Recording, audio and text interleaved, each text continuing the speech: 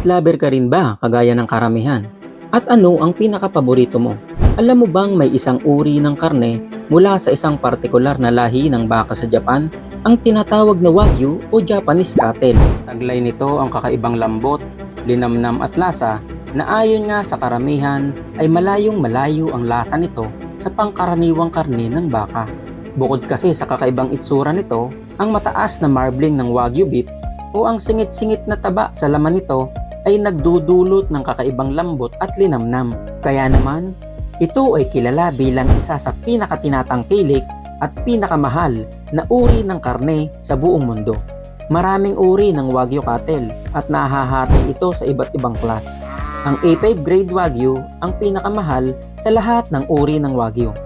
Isipin mo ba naman, kung bibili ka nito, maaaring umabot sa $450 o katumbas ng 25,000 pesos kada kilo. Para naman sa isang buong baka, nagkakahalaga ito ng humigit kumulang $30,000 o 1.5 million pesos. Mitikuloso at maingat ang proseso ng pangangalaga at pagpapalaki sa mga Wagyu cattle. Ang pagpapakain sa mga ito ay karaniwang ginagawa sa maingat at mabagal na paraan. Binibigyan ang mga ito ng espesyal na pagkain na karaniwang binubuo ng mataas na kalidad ng grains tulad ng mais, barley at soybeans.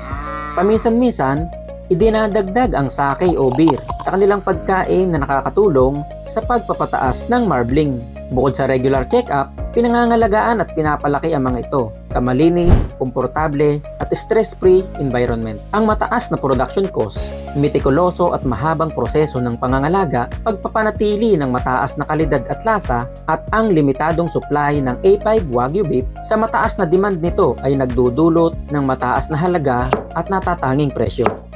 Naranasan mo na rin ba ang kumain ng Wagyu beef? Anong masasabi mo rito?